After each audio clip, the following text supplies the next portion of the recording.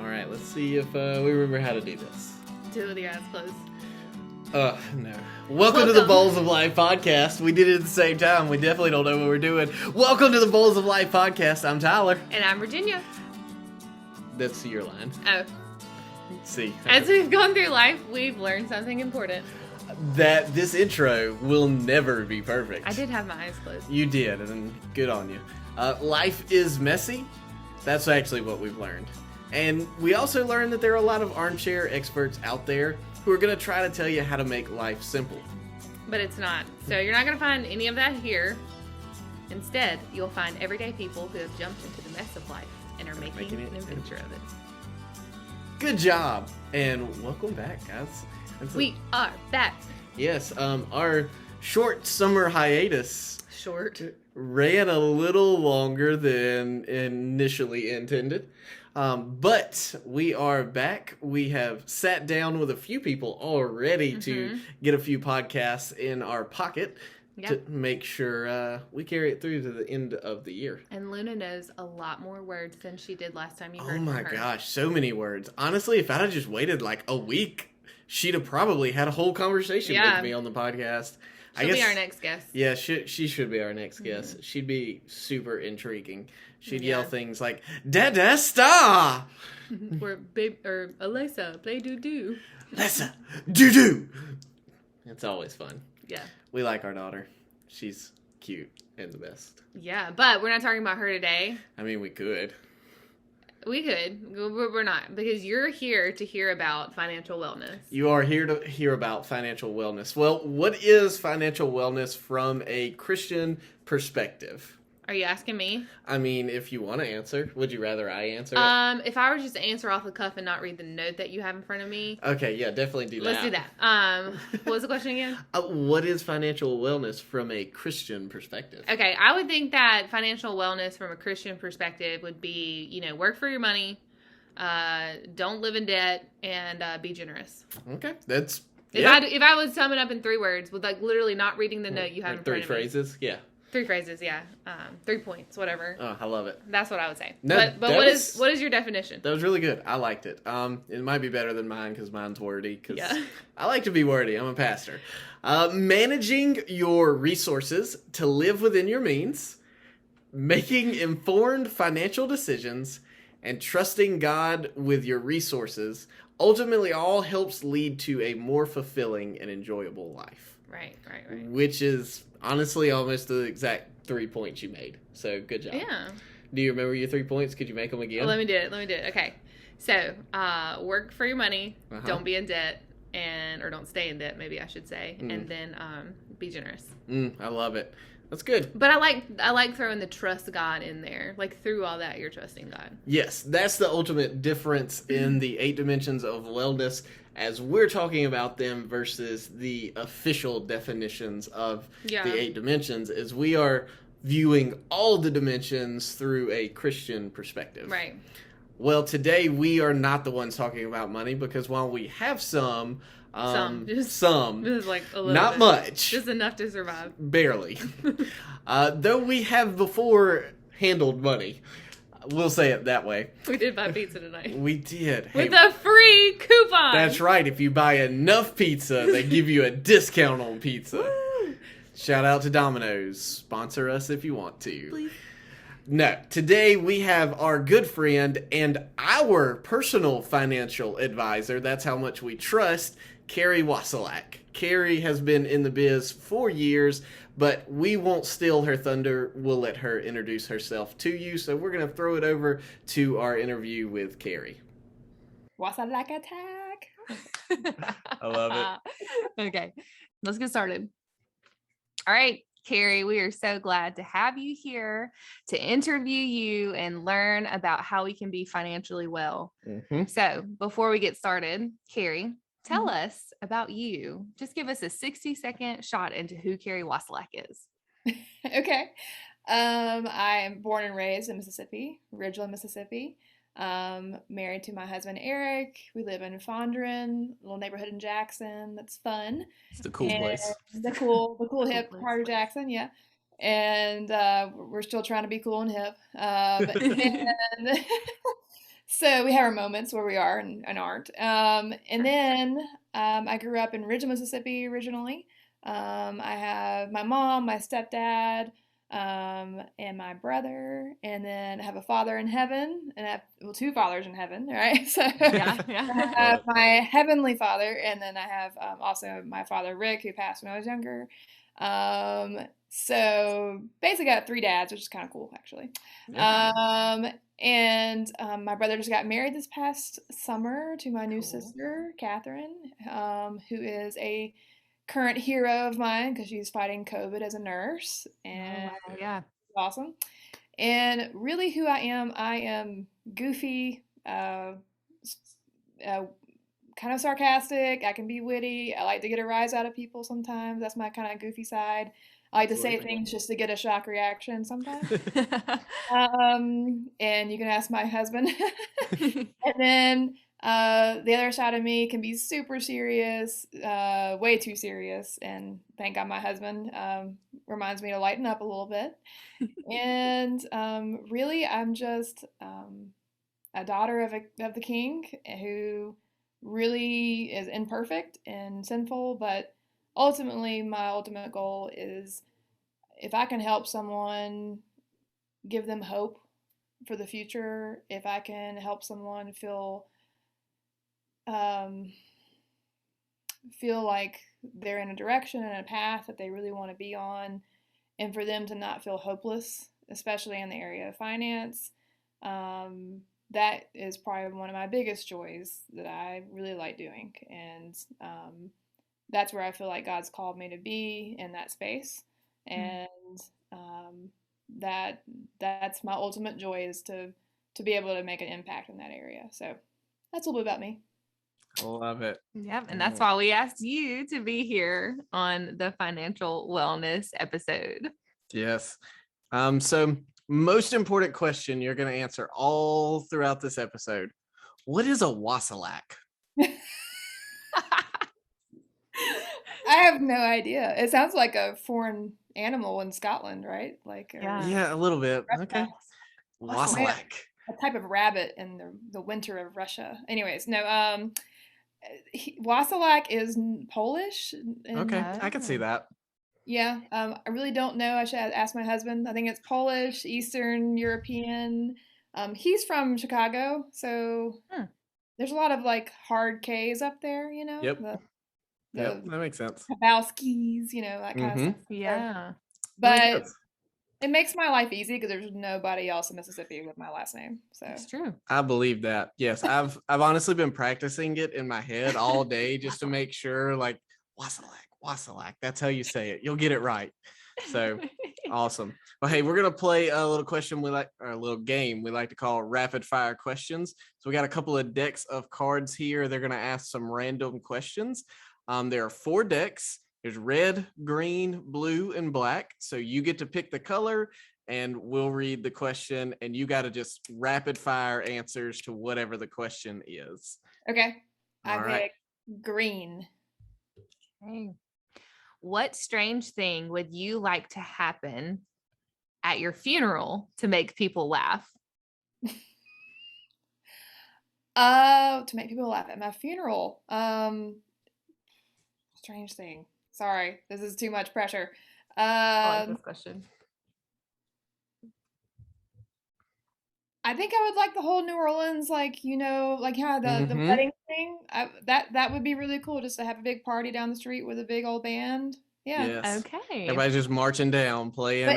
But in Fondren, that would be. But in Fondren, yeah. When the Saints go marching in, it would make sense in Fondren. Like, I wouldn't even question it, honestly. Okay. I like it. Yep. So, all right, next one. All right, blue. Sorry. Blue. No, you're good. If you were reincarnated as a famous landmark, which would you be? Niagara Falls. Niagara Falls. Okay, why Niagara Falls? I've been there, first of all, and it's like, I love water. Water's just like peace to me, and it's powerful. It's powerful, it's mighty, it's strong, it's but also peaceful at the same time. I like that. I like that answer. Okay, good. Yeah. Okay. Red, green, blue, or black? Red. Okay. Would you rather blow your nose with sandpaper or use bubble wrap instead of toilet paper? Ooh. So blow your nose with sandpaper or use bubble wrap instead of toilet paper. Yeah, I think I'm gonna go with the nose. My nose will recover. I think, yeah. I like that. I agree. Yeah. Gosh, I don't know if there's a right answer to that one. Just would you rather of the two worst case scenarios? Yeah. Okay. I don't know. Let's do one more. Okay. Green again. Green again. Got it. Mm-hmm. What is your favorite microwavable food? Mac and cheese. Yeah. Ooh, good answer. I like popcorn. Yeah, that's solid. We had a guy in my college dorm who set off the fire alarm literally day one, making Easy Mac. And he ran out of his room yelling, "Tell him it's Easy Mac. Tell him it's just Easy Mac." He didn't put water in there and stuck it in there for like 5 minutes or something stupid like that. Oh my word. And it caught on fire in the microwave. His mom, bless her heart. So that happened a lot at Mississippi College's campus. In the girls' dorm, we had microwaves, and we had some transfers from China, Japan, like Asian American that obviously they're still learning English at the same, so they had some issues. It wasn't always them, but I think for the most part it was. And so they kept like burning popcorn and causing fires. So they had to remove all the microwaves from girls' dorms. Oh, that's terrible. And we joked about like how we needed to put a home ec class, like back into the curriculum for all the women, which is probably true. Yes. Gracious. So, yeah. All right, and who is your favorite Jonas brother?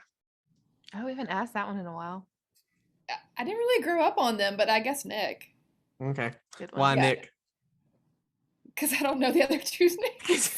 Thank you. All right. That was me too. I ask that question all the time on here, but I'm trying to remember. There's Joe. And then there's Kevin. Is it Kevin? All right, Kevin. And there is a younger brother. Sure. I can't remember his name. Kate May has already told me his name, but I cannot remember it.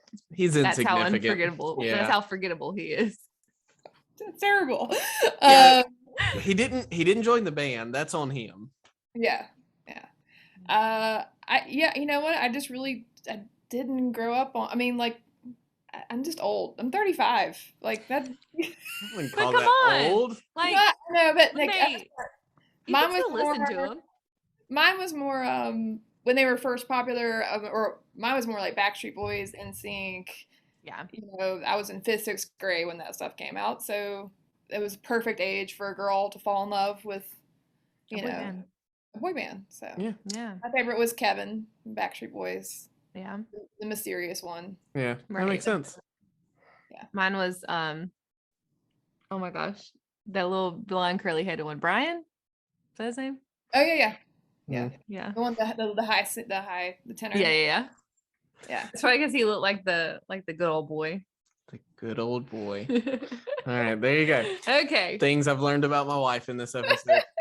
Let's talk about finances and Carrie. Yes, finances and Carrie. We've heard a little bit of your heart behind it, but what got you into finances in the first place? Okay, so had no plans of doing that, by the way. So short story, I went to college, Mississippi College, majored in communications. Right out of college, really didn't have a whole lot of job prospects, so I went from a barista part-time in college to a manager of Cups and Clinton, and then I managed Cups and Fondren. So that was like my first big girl job managing. And, it was a great experience. I really enjoyed it. I loved the people aspect of it, so I learned a lot. But very quickly, I started to realize I'm not going to be able to afford to live on my own. I was a boomerang kid, went back to live with my mom for a little bit, and I was just figuring things out. And I was just looking for opportunity. And somebody introduced me to Jared Nelson, who's my vice president, and he interviewed me. He was actually looking for an office manager at the time, so that's what I interviewed for. And then he also talked about the ability to get my licenses and learn the business. So I kind of did a little duo for a little while. I was an office manager, but I was also part-time. learning the business. And really, honestly, the reason I was so attracted to it was when I saw the education, I didn't know any of it. And I went to a private high school, I went to a private college. My parents are smart, they're educated. And I was like, what the heck is, I should have known this, right? And I was like 25 going, why didn't anybody teach me this stuff? It's so simple. And Jared also kind of, not kind of, but he did help me like attack my debt and give me hope because I had a bunch of student loan debt.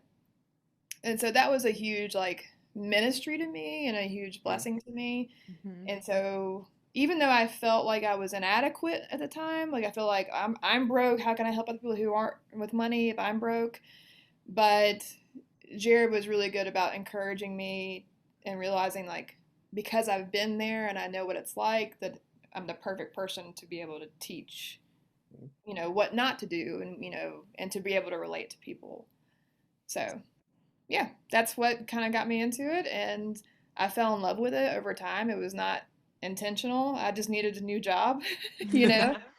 And I fell in love with watching like how Jared ministered to other people through the finances and the philosophy of our business, which was to help everybody no matter how much money they have, no matter how little money they have, it was always to help everybody no matter what situation they were in. And I knew that I couldn't work for anybody else after that. So that's what got me into it. So. I love it. Speaking of the ministry kind of side of what you guys do, we have experienced this firsthand, having come to you guys for many of those advice pieces. What's your typical going rate to just sit down and charge somebody to help them understand how money works? Okay, I get asked this a lot. Yep. There is actually no charge to sit down and do a consultation with me or Jared, my business partner. When we sit down, our ultimate goal is to just teach you how stuff works, how to get out of debt, how to save for retirement, how to, be profit protected in certain areas, how not to get ripped off by certain financial products. Because what a lot of the financial industry has done is they've focused on how they can make money and they've sold a lot of products to a lot of people, and a lot of people have assumed, well, they're a financial company, of course they have my best interest at heart, and they really don't. And so our job is to kind of educate and empower you to let you know like what are your options out there as far as because you do need financial services, you need products to be able to accomplish your strategy and accomplish your goal. And so after you sit down with us, there's no obligation to meet back. It's just education. But a lot of times that person might need to reshop some areas of rip-off insurance. They might need to set up a Roth IRA. They might need to set up a retirement plan. And of course, that's where, there obviously will be a little bit of an expense, but it's not as people think it's like $1,000 or they think it's like this big atrocious, fee. And usually it's like less than 1% of your total account value, so it's not by any means not as expensive as everybody makes it out to be in their heads. So, yep. I can say being the person on the other side of it, we were going through the middle of life changes in the middle of a global pandemic with a not even 1-year-old at that point. And knowing that you guys were there and were not trying to make a dime off of educating us, that was a win. Yeah, very helpful. I learned a lot. Yes. I still don't know a lot, but I did learn a lot. Well, for every person that in our business that comes to us for help, there's some people who they really do just need us to help them to get on a plan to get out of debt and a plan to do budgets and that kind of stuff. And they're just not in the frame of mind right now to talk about anything else other than let me get my finances under control. And they're not in the frame of mind to be like, hey, let's talk about investing $200-$300 a month in a Roth IRA. And so we just go, hey, let's take care of this first. And then once we've kind of gotten some stuff in order and you've gotten used to your new budget, then they, a lot of times will come back for that. But there's never been an obligation to do that. And we also recommend, like, hey, like, we're not the only people that could help you with this. Like, if you have a trusted friend, like, please go and, get a second opinion, get a third opinion. Like, so we try to encourage people to know that, that we're not the only ones that can do it, but we would be glad to help them. So, yeah. That's awesome. Yeah. Well, speaking of not being in the right frame of mind to deal with budgeting and all that kind of stuff, what are some of the common misconceptions about money? Like, what do people think is true, but really turns out not to be true in the long run? Probably number one misconception is like hopelessness. Like, they think that I'm never going to get out of debt. They think that also that that's normal, and in today's society, it is, in quotations, normal. But it doesn't have to be for your family. That doesn't have to be, you don't have to subscribe to what society teaches us. Like, oh, it's normal for you to have $30,000, $40,000 of student loan debt. It's normal for you to have a bunch of credit card debt. That doesn't have to be your normal, if that makes sense. And then I think one other misconception is that you have to have a lot of money to save, or that $100 a month for the future really isn't that big of a deal. And how much you save is really what matters. That's actually, a lot of times, it's actually, what is your rate of return? How much interest are you getting on your money? So for an example would be, what if someone saved $100 a month at their bank, and they did that for 35 years, right? And let's say that bank paid them 1%, and they're not even paying that, but let's just pretend they're paying them 1% interest. That would be about 50,000. Let me look at my numbers. I wrote it down. That would be, about 50,000 after 35 years, and they would have only made about $8,000 worth of interest. But if someone were to save $100 a month and make a higher rate of return, such as 10%, it would be same 42,000 over their lifetime, but it would end up being $382,000 because they just got a higher interest rate. Right? That's nuts. That math never computes in my head. I know. Yeah, when we sat down with you guys and we were looking at the Roth we already had, I remember, I think there's some slight tweaks here and there, and I think it was ultimately only like 2 or 3% difference max, if it was even that.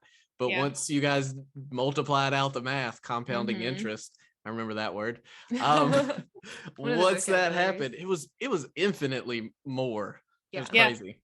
Yeah. I sat down with someone today from that was referred to me, and she was getting an average around 8% on 20,000, and then I showed her how to get a little bit higher, and like, hey, what if it got around 11%, and it was literally double the money in retirement, like 250 to 500,000, and I was just like, how's it feel that you're on track for 500,000 and you're only 35? And she was like, pretty good. Yeah. And I was like, Carrie. yeah. I was like, it's not me. It's just the education, Right. So that's really fun to do. Like, it's just fun to be like, here's a little tweak, and then it makes this massive difference in someone's life. I go home just going, yay, like, I'm so excited for them, so that is a lot of fun. So that is pretty cool. Yeah. And it's good that because we're not taught those types of things. No. So it's good to have people that are willing to educate. Yeah. And help us out. So what I heard you say is I should think about these things early in life so that it makes an impact later in life. Yes. So I show people all the time. I don't show them too much because it makes them feel defeated, but sure, it'll actually show you. Let's say you were saving $200 a month for 35 years, and it just shows, like, what if you just waited 1 year to start, and it actually would cost you around $80,000 in retirement. Wow! Just to wait 1 year. Isn't that crazy? Just to wait 1 year. Yeah. Wow. And then so waiting is definitely, so time is very valuable too, right? So time and your rate of return, not necessarily like how much money you're saving each month, So obviously that is a factor, but Sure. it's not as big of a factor as people think it is. And I think when I first started, I remember thinking, and there's no way I could retire. I never thought that was even a possibility before I came across this information. Because I didn't know anything about 401ks or mutual funds, or I was like, what's that? I didn't know any of that stuff. And I didn't know anything about investing, and that was very scary to me. Like, investing, like, that's too risky. I remember thinking all those thoughts. And once I learned the education, it was like, it just blew my mind. I was like, oh, that's how my grandparents can do that stuff. Right.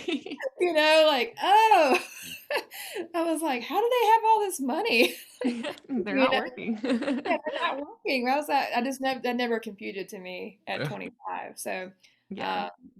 So it was just that's really cool to know that one day, Okay. So, that's one misconception. I think the other one is that I thought of that came off the top of my head when you asked me that was that your job will take care of you. Yeah. I have a lot of people who work for the state of Mississippi, and they have like a pension plan, and right, which is great. It's a great benefit. But if you actually, let's say someone made $50,000 a year at the state of Mississippi average, and they worked there 25 years, they're only guaranteed 50% of their income when they retire if they work 25 years. So imagine being 60, 65, and you go from 50,000 a year to 25,000 a year in income, and then you also lost your health insurance. Yeah. Not necessarily be 65 yet to get Medicare. So all those things don't get thought about, and they think, well, I work for the state, like I'm golden. So I hear that a lot, like, okay, you got those good benefits. And I'm like, yeah, they are good, but is it going to be enough? And that's where an advisor helps you figure that out, where like, what's enough, how much, and how do I get there? So that's a big misconception that your job will take care of you. So, okay. Yeah, very good. So what I keep hearing you kind of talk about when you're really talking about your passion is that you like to give hope to people. So this is kind of just piggybacking here. It doesn't sound like you're just trying to help people make a bunch of money in retirement, save a bunch of money so that they're rich at the end of their life. What does that hope really mean when you say that? What kind of hope are you giving them? Well, I mean, a lot of people who do come to me, they come in, especially couples, or single people, both. They come in with all their stuff with them, and sometimes I'll have people come in with like stacks and stacks of papers, and I'm like, okay. So, and they bring all these, stacks, and then you literally they put it down, and then they look at me and they go, and they just have this big sigh of like, will you please save me? Like that's kind of the feeling I get sometimes, and I know I'm not their savior, but but they just want me to say, you can do this, like we can get out of debt, we can attack this with time and consistency.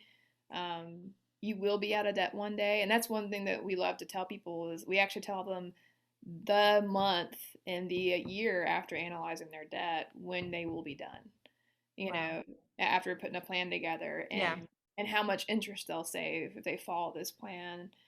And I've gone where it's like 9 years, and I've showed them how to just not without adding any more money, just using a debt stacking plan, go from 9 years to 2.5 years.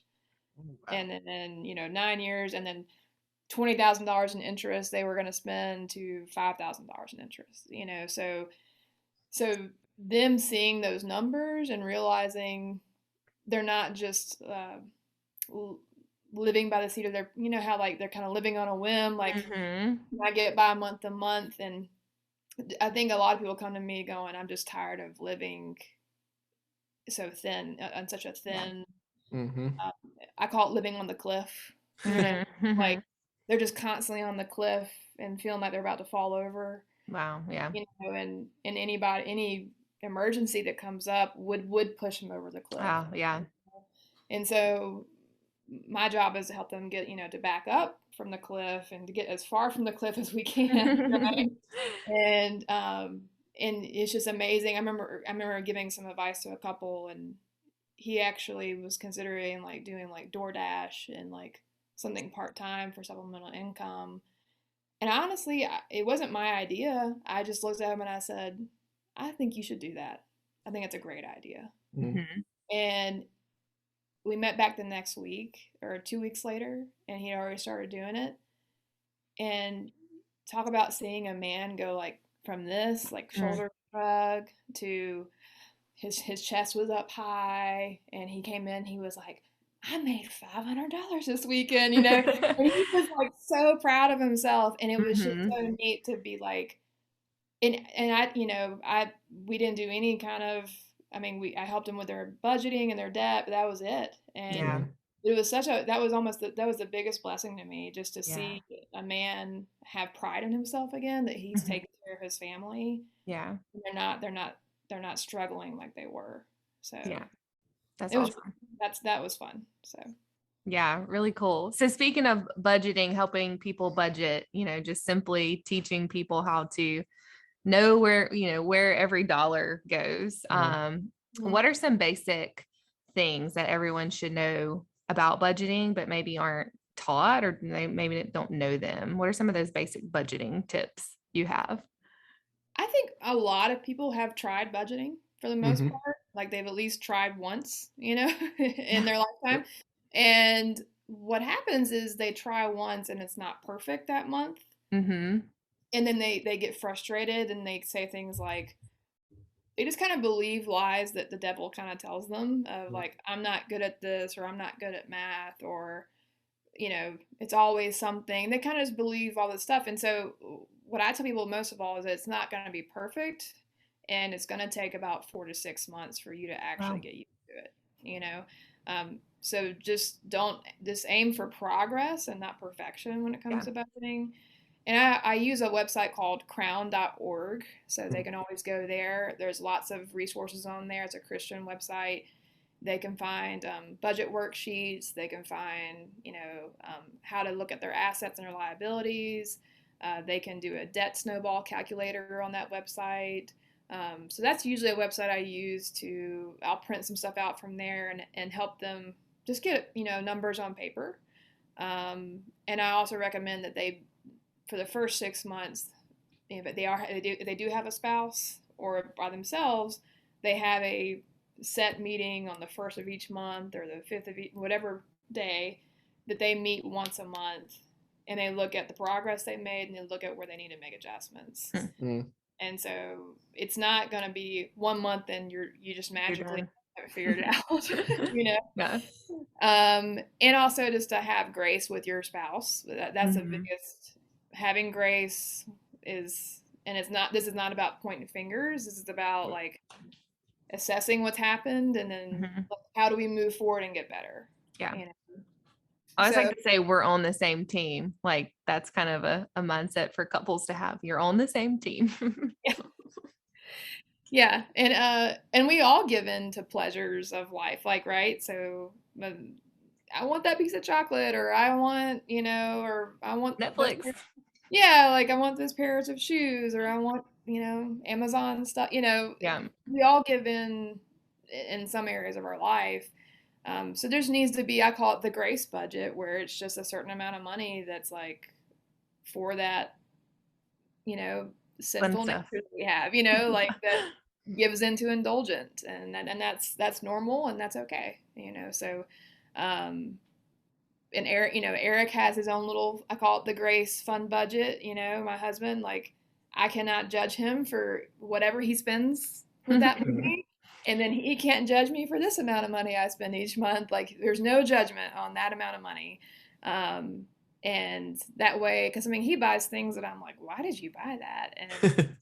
And I buy stuff and he's like, why did you buy that? We don't we're not the same person. He values stuff, and I value pedicures, and right. Our values are just different, when it comes to what we buy. So that makes sense. Yeah. All right. So what are some things that people typically can cut down on to kind of help that budgeting process where, we put it on the paper and the money's not adding up? Where are some typical areas to cut down in? So even if you put it on paper, sometimes people still struggle with okay, we put it on paper. Well, we still went over budget by $500. Why did we do that? Right. A lot of that has to do with habits of swiping cards. It's just this magical thing that has an unlimited amount of money on it sometimes. I wish, but it doesn't.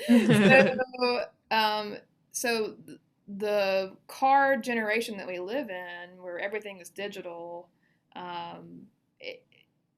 it's not as psychologically processed, I'm spending money, so the two ways to attack that is one, you can also do the shoebox method where you put every receipt that you spend money on in a shoebox and then you count it up at the end of the month. There's also either the cash method where you take cash out, and then the most common areas are food and restaurants. And that's top two by all means, food, restaurants, and of course maybe shopping, clothes, things that are needed, but probably not as much as we think we need it, So, so having a set amount of money, whether it's in cash, some people really hate dealing with cash, and I get that. I do. Yeah. So it's up to you and your personality. If you think cash is going to help you control, great. The other method that I've recommended was a prepaid debit card. And so, for example, my husband and I, we put what can we spend on food, restaurants, and a little extra for fun. We put that, we take it out of our our bank account, and we put it on a prepaid debit card. You get a Venmo card, or you can get a Cash App card. Okay. And that way it helps you go, okay, this money's running out. You can see it running out, That makes sense. Yeah, instead of seeing your bank account dwindle, which is for a lot of other things you need, right? Yep. So it's just nice to have a separate place to put that spending money. So. That's a good tip. I was gonna say you said a lot of gold already, but that might be my highlight so far. Yeah, we might have to do that one because I was already thinking PayPal and Venmo are really easy ways to watch that amount. Yeah, to watch that amount, but I didn't think about it in a card form. I forgot that they do that, but you can watch that specific amount go down, and you can put money in it. So yeah, very good tip there. Yeah, that's helped me because. I mean, even though I'm a financial person, I still see my bank account and go, ooh. Right.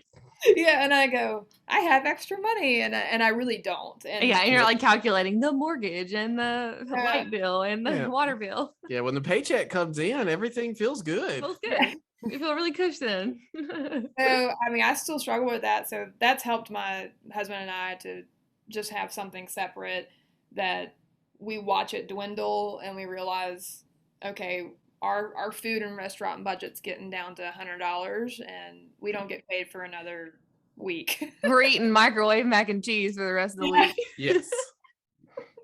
Love it. I am not ashamed of some microwave mac and cheese or peanut butter and jelly. We love peanut butter and jelly. Yes. Gotta do what you gotta do.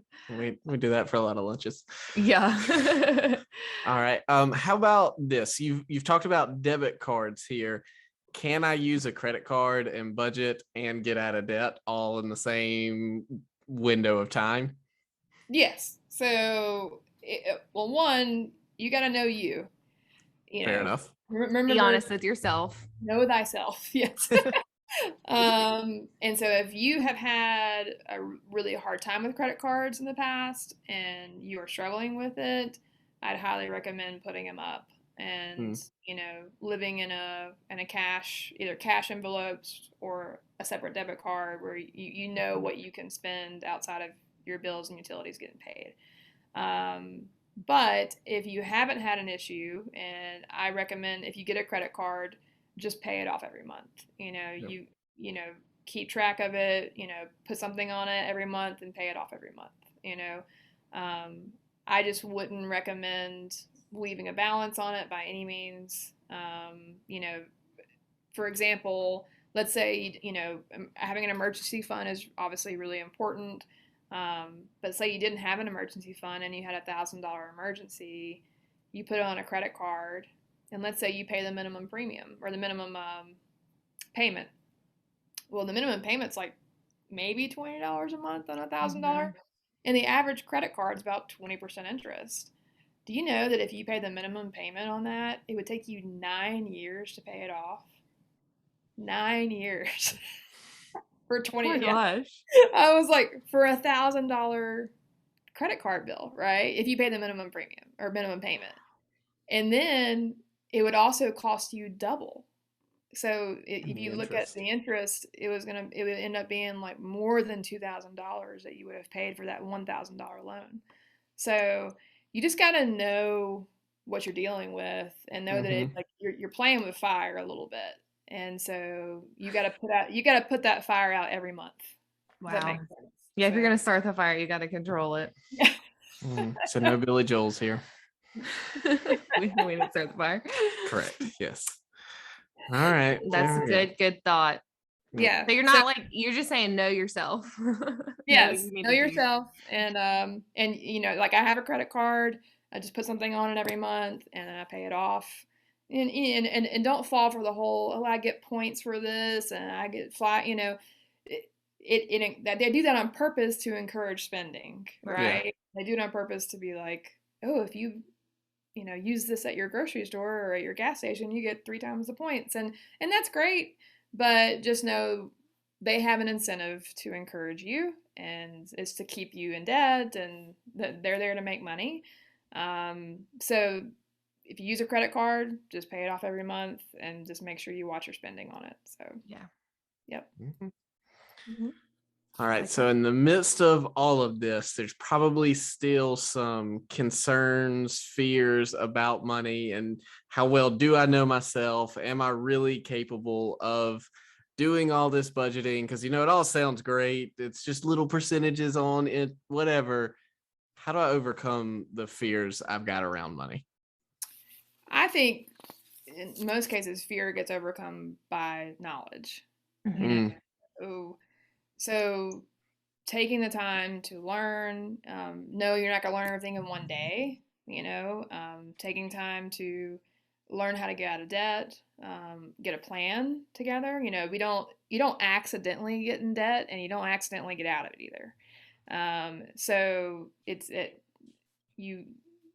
actually, it's very easy to get in debt without even thinking about it, actually. It's quite easy, but you didn't easily, it took time to get there. It's going to take time to get out. So just having a plan to get out of debt, having a plan to have emergency savings, but also, thinking long-term, such as a future car. You're going to need a car one day. You're going to need to buy tires for it one day. You're going to need to get the oil changed. And so just having a plan for those midterm stuff, like buying a new car, yearly expenses such as Christmas and vacation. So for example, if most people, spending $2,000 on Christmas is not that hard, right? Yeah. Oh gosh. Right. So if you spend $2,000 on Christmas and $2,000 on family vacation, and then you got the dreaded car tag every year that might be an extra $500, right? So you add all that up plus some other annual expenses. That's $6,000 of annual expenses that we don't think about. So that's really, you need to be putting back $500 a month. If you think that's 6,000 divided by 12 is $500 a month, right?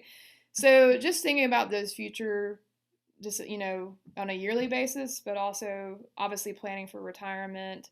And knowing your numbers, Again, like I said, your job isn't going to take care of you necessarily. And you may have a 401k, you may have a pension, you may have something at work, which is great.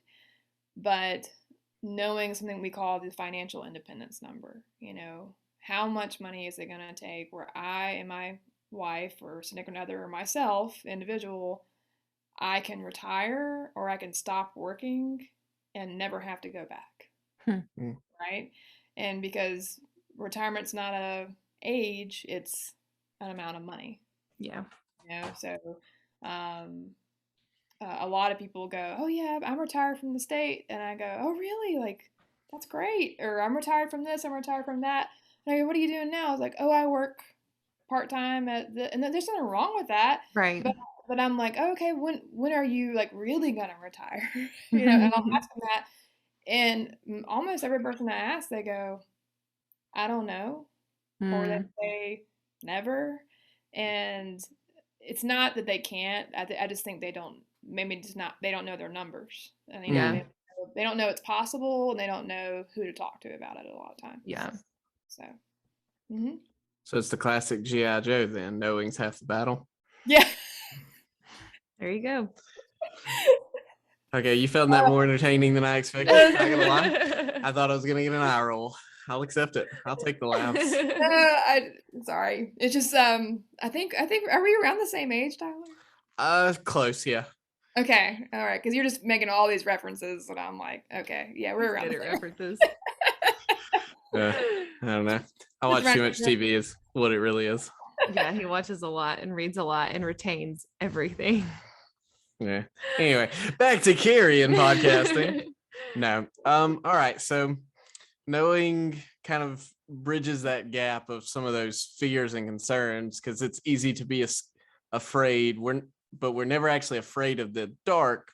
We're afraid of what could be in the dark. And so it's really the same thing with the money. We're not afraid of money. We're just afraid of what could be out there and we don't know. And so that's why we're afraid. Yeah. Fear of the unknown for sure. So yeah, when it comes to fear, for me, like I deal with fear. Like today, this is kind of interesting. Today, my husband and I, we went and talked to a mortgage guy because we haven't bought a house yet, and we're still renting in Fondren, and we're in the process of thinking about doing that and buying a house, and I have done all this research on mortgages, like, because that's what I should know this stuff, right? So I'm like, right. I'm Googling everything. I'm talking to Jared. I'm asking him questions, and I'm learning a lot about it. And then I finally went to a trusted friend who's been doing it for 20 years, and we sat down for an hour, and y'all, I thought I knew. I thought I knew everything about mortgages, and I don't. And I was like, wait, all this Googling and researching isn't like the answer. Like, and of course I did learn a lot from, researching, but right. You can Google a lot of stuff and find a lot of wrong answers. Yeah. Yes. And so, Google is your friend, but just, maybe from a distance, like a right situation. So when we went to the mortgage guy today, I mean, it was just like, it opened my eyes to how, how do they see you as a, lending to you, and how do you qualify, and what matters, and what gets you a better interest rate, and it's not just your credit score, it's also what's on your credit, and little things like that. And I learned so much today, and I was so nervous before I went, by the way. I was like, I hope I'm okay. I was just nervous about it because it's something I've never done before. Yeah. I think that's what a lot of people fear that's why they may not ever go see a financial advisor. That's why they may not ever seek help.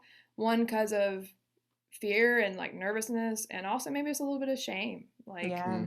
And that's probably one of the hardest things I think for couples to talk about is money, and because it makes you feel vulnerable, and you can also get defensive, and Eric and I have not always been perfect with our money in the past, and so of course we're like, okay, like I think we're good. I think we've worked on this. We're saving money, and but you still you get nervous because that's a big deal, buying a house, So, but yeah, that really showed me, like, Carrie, even you get nervous, about big decisions like this, and that's okay. But I felt so much better after I left. I was like, I know exactly what I need to do now to make sure get all this stuff figured out. So that's nice. So. Yeah, I like that. Like you share your experiences, like you're not just have it all together, have it perfectly all together, but you can share in the experiences with money. No, So. I'll reveal this. I ignored my student loans like the plague. Like I was like, they're not there. You know, my first like for way too long. Like I was Yeah, just like, they're that's not not gonna real. hurt me. Like, what are all these letters for? I don't understand this, right? And why do they keep calling me? You know, so yes, I made some stupid mistakes when I was younger, you know, with the student loans, and it hurt me for a while, you know. So, Mm. but now that I have faced my fear and I'm facing, you know, the student loans and we're paying them off and we're getting that, you know, I'm not debt free. I have issues still, you know. Mm. So, but what's that song? I've got issues. Yeah. Anyways, uh, but you know, anyways, I just hope people know that yeah, I've definitely made some mistakes for sure. So that's okay. Yeah, absolutely. Well, how has all this diving into finances over the past couple of years played a role in Carrie's faith? Mm. Um, you know, I would say that definitely strengthened my faith, but I would say my faith has made an impact in my finances. It's probably the Hmm. opposite way. Okay. Just because, you know, when you talk about money and your faith, you know, this is a tool and a resource that the Lord has given us and entrusted us with. Money is a tool um, that He's given us to show faithfulness to Him, you know, and to show obedience. And not only has my disobedience shown me a lot about my faith, um, on return, my obedience has too, you know, and so in both ways. So my disobedience when I like wasn't tithing regularly, when I wasn't paying my debts like I should have, um, you know, and this was even in the midst of becoming a financial person. You know, I was Mm. not doing what I was preaching, and I felt Mm. really guilty about it.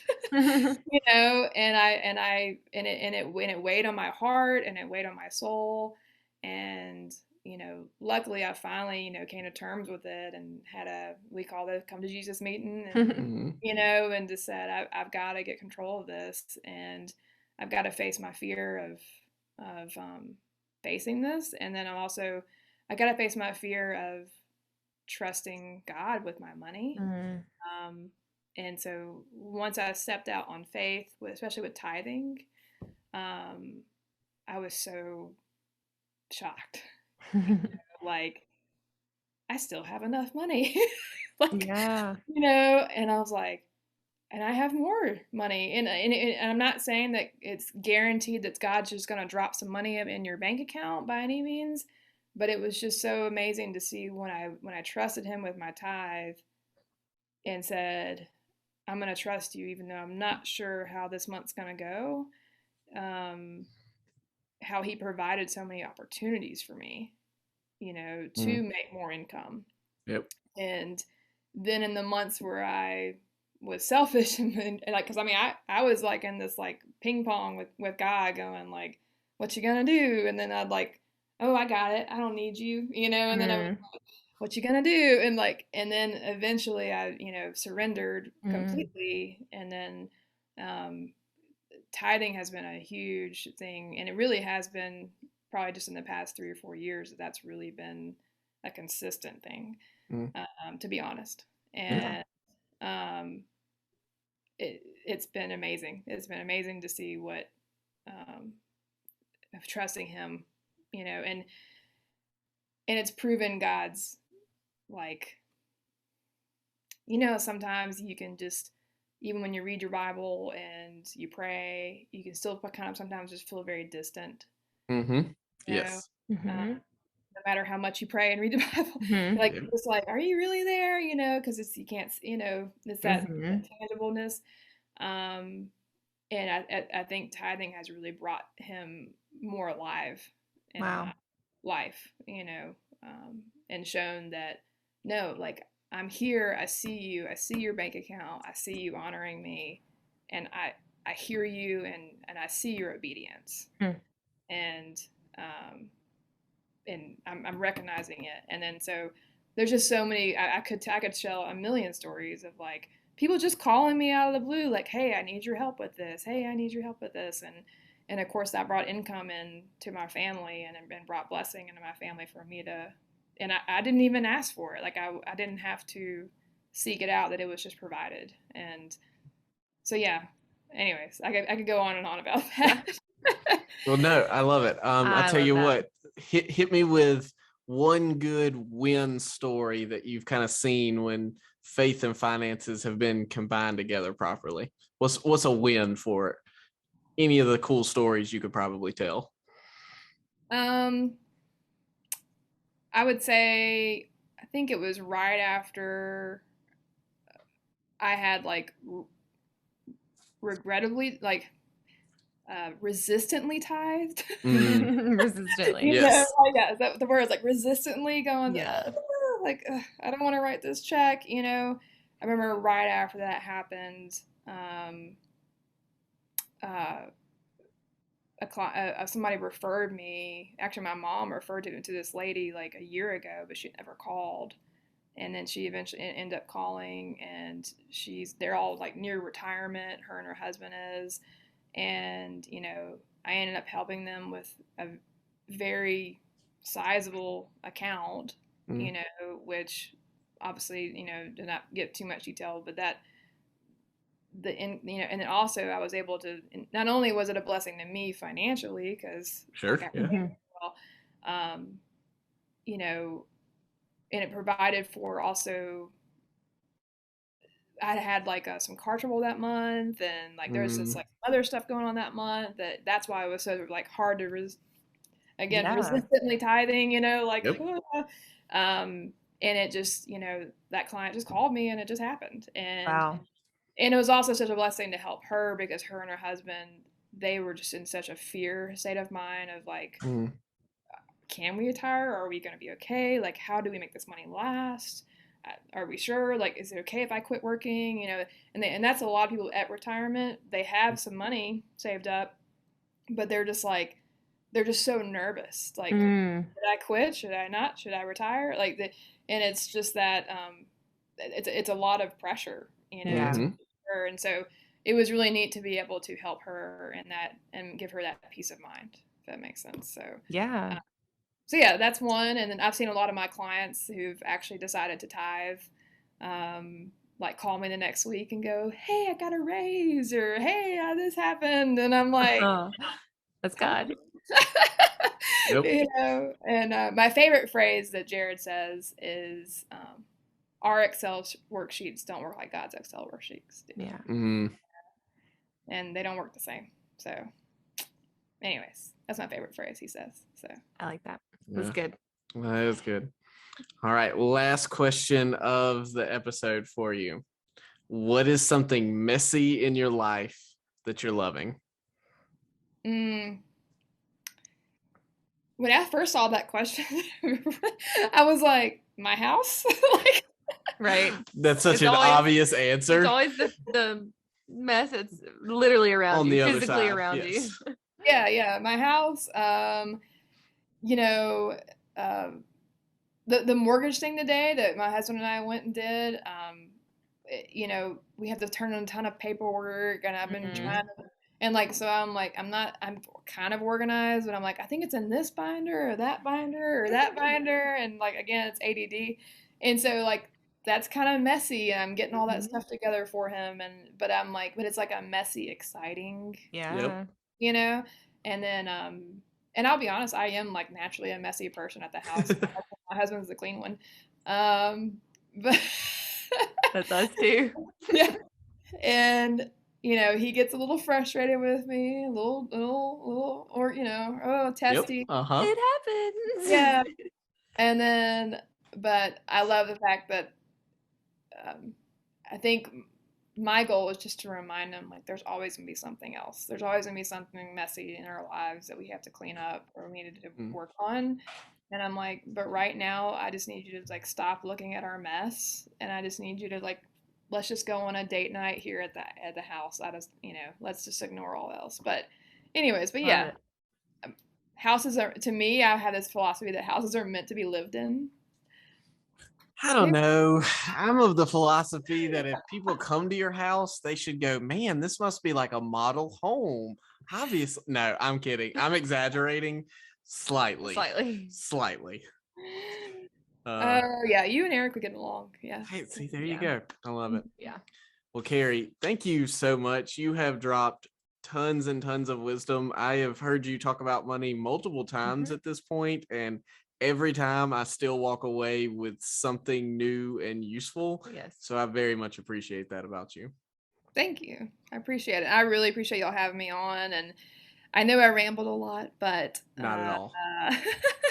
I really enjoyed like sharing my heart, and I really enjoyed actually sharing.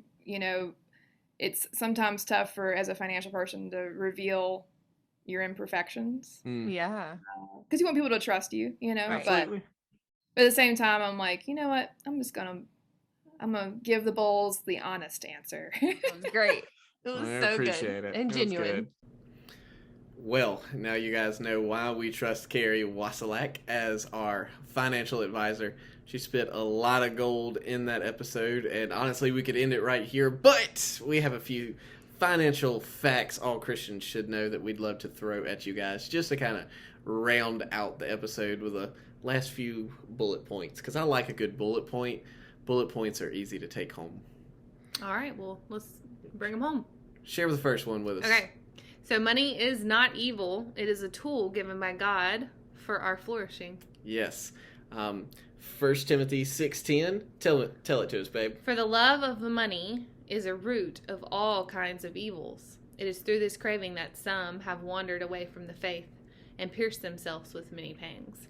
So if you hear that and you remember that it doesn't say that money is the root of all evil. It says the love of money is the root of all kinds of evil. So don't put yourself through that kind of pain by loving money, especially more than God. Yeah. We're actually going to skip one on our list and come back around to it for that exact point you just made there. Money makes a really poor God. Yeah. If you're always just striving to have more, you will always be striving to have more. More is never enough. You will not make it, more than likely, to Jeff Bezos' status. And even Jeff Bezos still seems to be striving to make more money. So I'm just saying, it's a God you can never, ever satisfy, where Jesus is a God who says, hey, you don't have to satisfy me. As a matter of fact, I am the satisfaction that you're looking for or seeking. Yeah, I like that word. Yeah, so number one, money is not evil, but it is tool by God. I'm sorry. It's a tool given by God for our for our flourishing. Number two, we said money makes the poor God. Number three, money is the reward for hard work from an employer. Your employer is going to reward you for working hard. That's where your money probably comes from. But more money does not mean you have God's favor. Right. I mean, we may both work equally hard at our separate jobs and make very separate or different amounts of money. That doesn't mean God likes you more than he likes me or vice versa. It just means you got rewarded for your work. And that's okay. The amount of money you have, though, does not show how much God loves you. That's shown in Jesus' sacrifice. All right, number 4. Or 3. What number are we on? 4. Okay. Yes, you were right. Debt is a poor master. Debt is a poor master. You don't want to be enslaved by the debt. Yeah, if you're constantly working to pay it off, if we've learned anything of looking at numbers of interest, you end up paying double. I believe Carrie made the reference that $1,000 paid off on the minimum of a credit card across like 20 years is how long that would take. Or was it 9 years? I think it was 9 years. I don't remember, but it's been a second. But however long it takes you to pay that off, you ultimately ended up paying like $2,000 for that $1,000 across numerous years. So there are things, you might need to go into debt for, but be very wise about it, Be like the man who counted the cost before he started building, and know what you're getting into before you take that loan out. Right. All right, number 5. We should make generosity a lifestyle. A lifestyle. Generosity should not be, I got to give my 10% to make Jesus happy. It should be, I want to give to God, and I want to give to others in his name because he gave to me. Mm-hmm. Generosity is a lifestyle. It probably is going to start with you having to somewhat begrudgingly build the habit, but as the habit builds, I believe the joy will be found in the generosity. Yeah. Number 6. We should view our financial needs as an opportunity to trust God. He is our faithful provider, so you never want to seek money as your provider because God is. So when you are in need, just remember that God will take care of you and trust him. Yep. Number 7, our last one, Scripture, not culture, should shape our views of both the rich and the poor. This one almost harkens back to a bit of number 2, that having more money doesn't mean you earn God's favor, and having less doesn't mean you don't have God's favor. It's really easy to see people in need and hear their stories and to go, if they'd have just made the right choices. Well, sometimes people do make the right choices, and because we live in a broken world, things just didn't work out. And sometimes people make really underhanded choices, and because we live in a broken world, things did work out for them. They end up on top. Yep. So instead, we have to view people based on their value found in Jesus. And Jesus valued them enough to pay his own life for them. So people are pretty valuable. Absolutely. And that's our 7 financial facts that we believe all Christians should know. All right. Well, we have made it to the end of the episode. So tell us a few things we would love for everyone to do today. All right. You can go to bolesoflife.com to find more of our podcast episodes or see some of the content we have put out there. You could subscribe to this podcast as well as share it to the world. Take a moment to rate and review the podcast so that it is viewable to more people. And then if you would go to bolesoflife.com and record yourself telling us what is messy in your life that you were loving, we'd love to hear it and feature you on the podcast. Thanks for joining us on this podcasting journey. We'll see you again soon.